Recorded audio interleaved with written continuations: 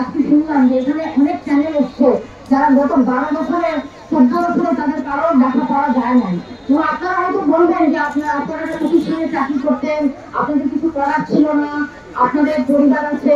আপনারা এটা খেয়াল রাখবেন যে সত্য প্রকাশ আসলে শুধু চাকরি না, এটা একটা মানুষের মনুষ্যত্বের সর্বশেষ এবং সর্বপ্রথম প্রমাণ। আপনি আপনার চাকরি করেন শুধু তাই না, আপনি যে চাকরিটা করেন সেখানে একটা আলাদা ওজন আছে। এবং আমরা এটাও বলবো যে ইতিহাস যেরকম প্রত্যেকটা মানুষের জানার অধিকার, আজকে এই ইতিহাসটা বহন করা, প্রত্যেক দিনের ঘটনা মানুষকে অবহিত করার যে দায়িত্বটা, সেটা কিন্তু সাংবাদিকদের। 250-টিরও বেশি ডিজাইন অপশন নিয়ে ওয়ালটন স্মার্ট ফ্রিজ, বোঝে আপনার প্রয়োজন।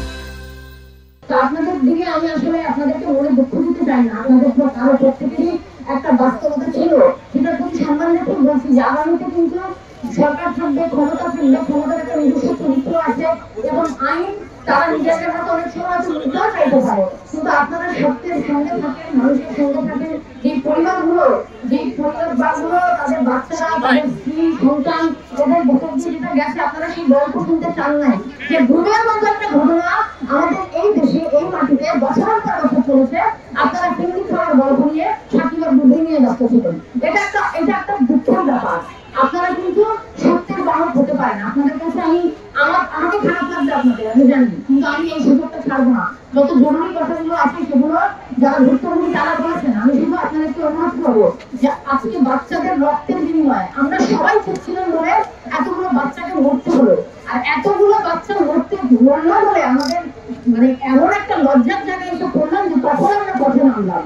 এই বাচ্চাগুলোকে বাঁচানোর জন্য, মৃত্যুর জন্য যেমন আমরা দায়ী, আগামী দিনে আমাদের দেশের সন্তানরা একটা ভালো রাষ্ট্র পাবে, একটা সুন্দর বিচার ব্যবস্থা পাবে, যেটা প্রতিশোধ পরায়ণ হবে না, যেটা নিপীড়নমূলক হবে না, যেটা পাহাড়ের মতো সমতল হবে, সেটা আমাদের সামগ্রিক কালেকটিভ রেসপন্সিবিলিটি। এই দেশ আপনার, এই সত্যের অধিকার এটা আপনার, এটা আপনার যে ডকুমেন্টের মালিক। যারা যখন ক্ষমতার কাঠামোর সঙ্গে থাকেন প্রত্যেকে আপনার আমার কর্মচারী।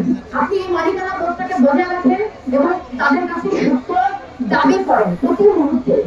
আমরা চাপ দেবো, আমরা দাবি দেওয়া করবো, যত বিরক্তিকর শোনাক আমরা এই কথাগুলো বলতে থাকবো। এটা আমাদের কাজ, নাগরিক হিসাবে, শিল্পী হিসাবে, নারী হিসাবে, মানুষ হিসাবে। বিচার চাওয়ার যে প্রক্রিয়া আজকে মায়ের ডাকের অস্তিত্ব লুকিয়ে ছড়িয়ে তাদেরকে অনুষ্ঠান করা, যে কে কোথায় খবর পেল এবং সেখানে কারা যায়। আমি মানে তোমাদের কথা জানি, আমি যে সবসময় সেখানে উপস্থিত ছিলাম তা নয়, কিন্তু আমি সবসময় তাদের খবরগুলো জানতাম আমার বন্ধু বান্ধবের মাধ্যমে। তাদের যে জীবনের বাস্তবতা সেটা জানতে পেরেছি।